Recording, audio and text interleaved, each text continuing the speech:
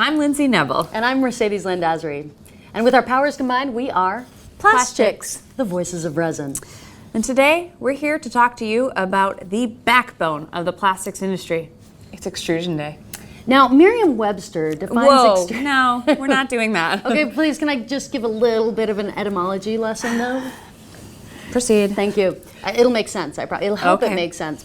So the word extrusion comes from the Latin extrudere. And let's dissect that word. Okay. So ex, the prefix, pretty easy to understand, like exit or exile. Excuses. Right, so getting out of something, right? Great out. At that. Yeah, so that prefix means out. Now trude, that comes from the Latin word meaning thrust or push. So you put them both together, extrude to push out. Okay, I feel like your inner linguist was showing off just a smidge. Really, it was just a stalling tactic until I could think of... That makes more sense. Yeah, until I could think of some extruded parts to give examples of. Now I'm interested in some examples because I think about extrusion as, you know, injection molding's happy sidekick.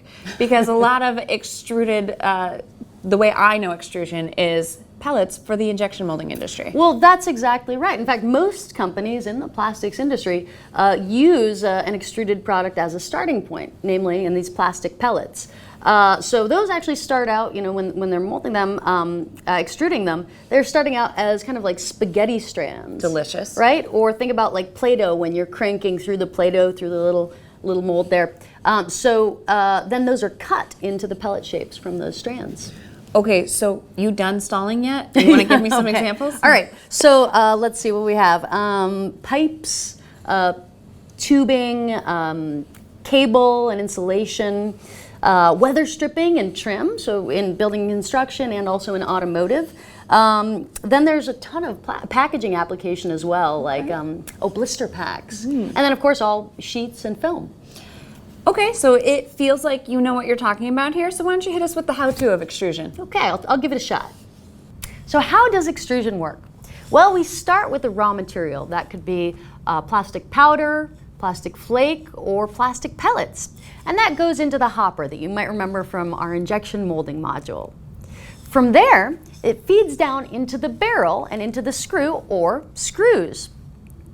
Now you'll see as the screws turn, they're heated, and this helps melt the polymer, mix the polymer, and move the polymer through to the other end where there's a die.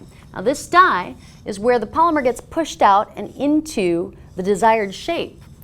From there it goes into a water bath or a water tank or maybe an underwater pelletizer. And that water helps the material cool so it retains its shape. Then the part is eventually cut, so you get your finished pipe or pellet. So Lindsay, what you doing over there with that cling wrap? You having fun? You mean playing with my perfect home example of extruded parts? Yeah, so why don't you show us some other examples of extruded parts? All right, I brought some good stuff with me. So first, we have some pellets. We were talking about how those get extruded and then pelletized. These are ready to go to your local custom injection molding company and be made into delightful, beautiful little parts.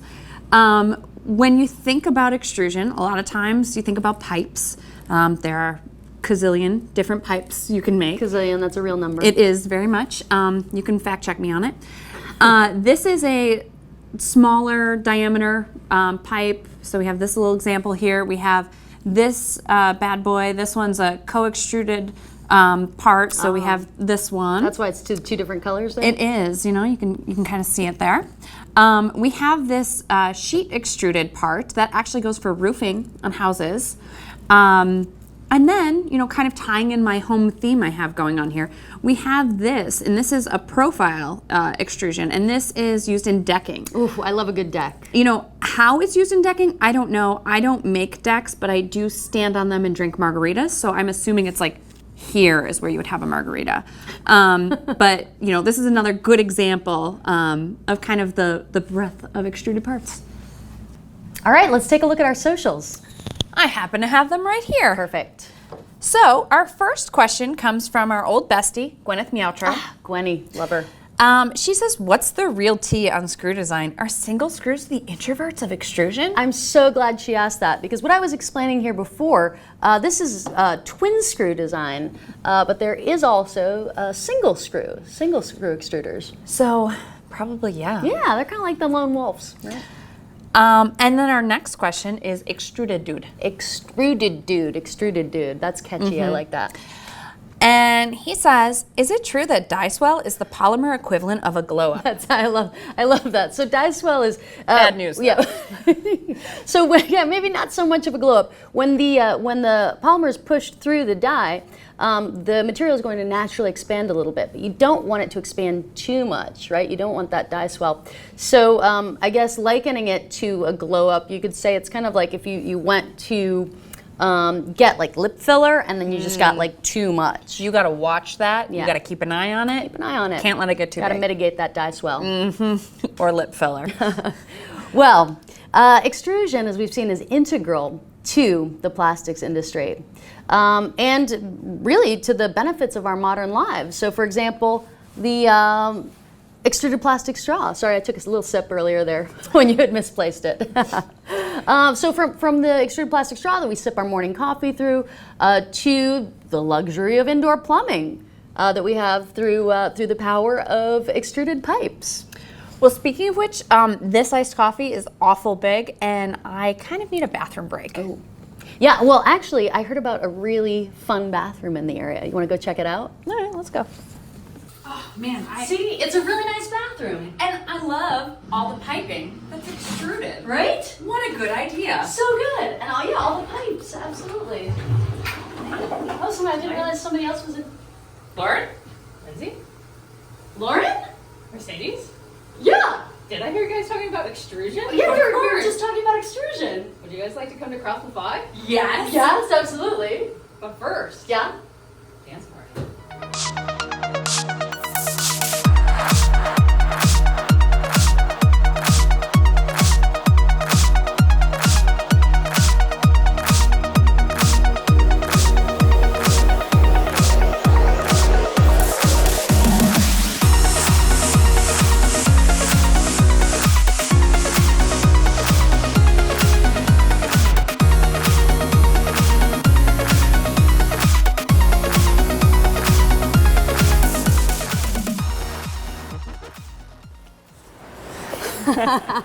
I love a daytime discotheque. 10 out of 10, truly. Would recommend. And look where we danced over to. Yeah, Right into KraussMaffei. Right into KraussMaffei. welcome to KraussMaffei. Well, show us around. Yeah, so this is my baby here. This is our lab line here. This is a co-rotating twin screw extruder. So that means on the inside here we have two screws that are spinning together in the same direction.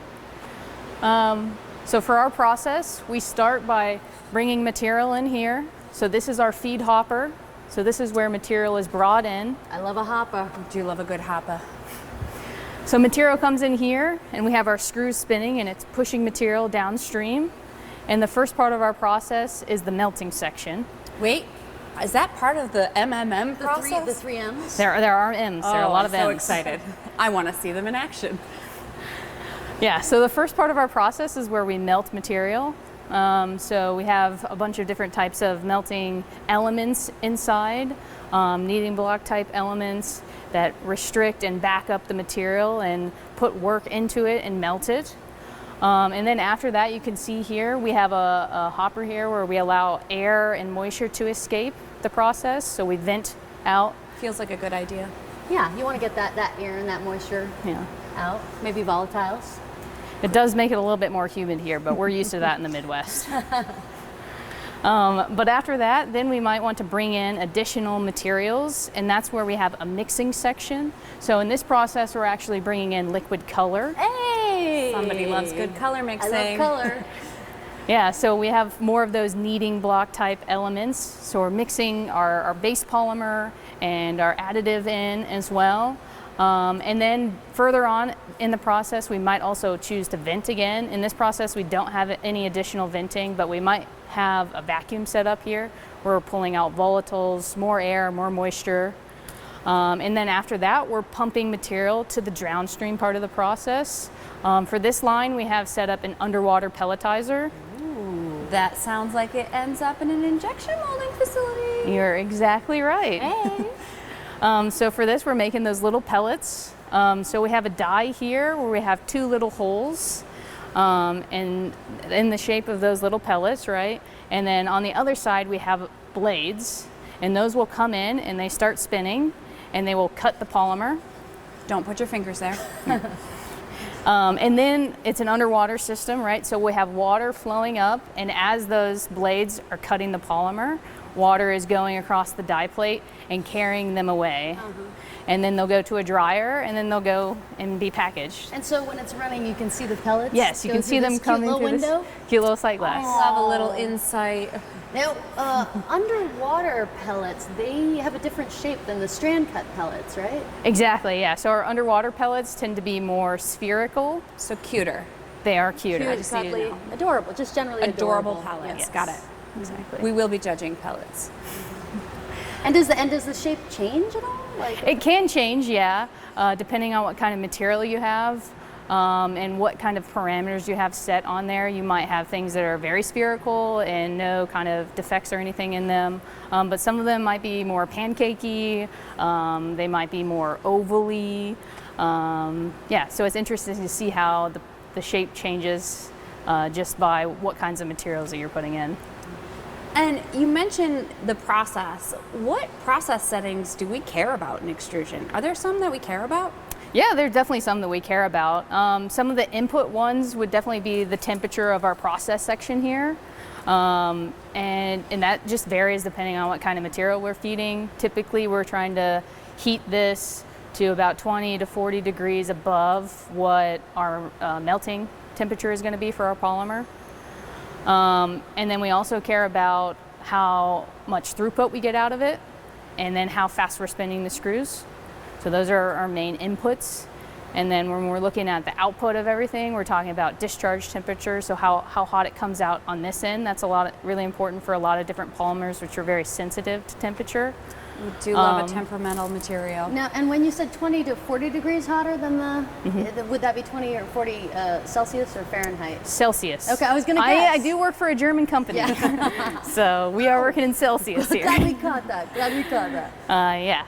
And you also mentioned with that this is a co-rotating. Now, when I showed our audience before, the screw design was actually, I think, counter-rotating. So what's the difference? What are the benefits? Is one for some specific type of material, one for another? Yeah, so our counter-rotating extruders, those are typically for rigid PVC applications. But this baby over here can handle just about anything. So you're saying counter-rotating is going to be a little bit more finicky for a little bit more finicky material. Yep. Fair. Cool. Well, Lauren, thank you so much for showing us this your baby here.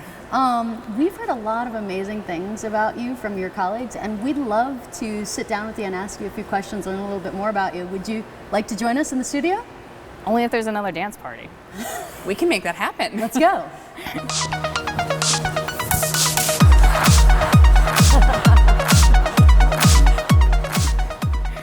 Well, Lauren, thank you so much for showing us around an extruder. That was awesome. That was really good. I did enjoy seeing the extrusion line. I put it in my top something list. Top 5? I don't know. Okay. I'm glad you guys enjoyed it. So tell us about how you came to work for KraussMaffei, because this was maybe your first job out of college, right? Yeah, so I went to the University of Cincinnati and we had to do internships there. And I had a buddy at the time who reached out to me and was like, hey, we still need another person. We'd love to come see you work here. And I had 2 interviews here. He ended up only doing 1 rotation. It wasn't for him, but I loved it and stayed all 5 rotations, and they hired me on afterwards. So you were working here throughout your college years? The full time, yeah. All 4 years? Yeah. Wow. And So they really liked you and you really liked it. Yeah. And I actually did 2 of my rotations in Germany as well, where our main headquarters is. Very cool. In Hanover, is that Yeah. right? Very cool. And you were there for 9 months, as I understand. Yeah, 9 it. months. So how's your German? Yeah, this is okay. It's okay, yeah. Very cool. Very cool. So, you stayed there for, you were over in Germany, you came back here, and then you were hired on full time. And from what we heard from a boss-shaped birdie, Little boss-shaped bird. you actually were kind of like the person on a really big project for KraussMaffei. Can you tell us a little bit about PureCycle? Yeah, so I did the wet commissioning for PureCycle, which for us means I did the startup of our equipment. So the first running of our equipment, turning everything on, making sure everything runs well, and also bridging the gap between running our equipment and the equipment that they were using. So I was there for a little over a year of full commissioning time. Spent a lot of time there. On site at PureCycle. Yes. Wow. So you were basically an employee there. Yes, and it was a really intimidating site for me. It was the first time that I had been to a site where it actually looked like a chemical facility, because most of our lines they're just kind of like our extruder. Maybe there's a little bit of other equipment, but this thing was like massive, huge, multiple stories tall, multiple different pieces of equipment, including our equipment that was there. So a lot of people working together to make something really big happen. And that big thing happening is it really revolutionizes the way that we recycle carpet. Isn't that right? Is that what the... So it's polypropylene, recycling, post-consumer, which is huge because that's one of the main types of plastic that's out there. And there's not really a good way to recycle it right now. So this is big for recycling in general, yeah. Very cool. And you were involved in all the All of steps. it. All the lab work here. Yeah. So I actually went to Germany when we did the first testing. When this idea came about, it was actually probably one of the most expensive tests that we've ever run.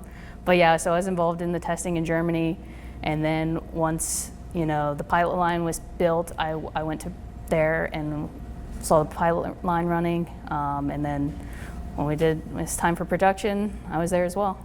Very cool. Very cool. So what is your favorite part about working at KraussMaffei?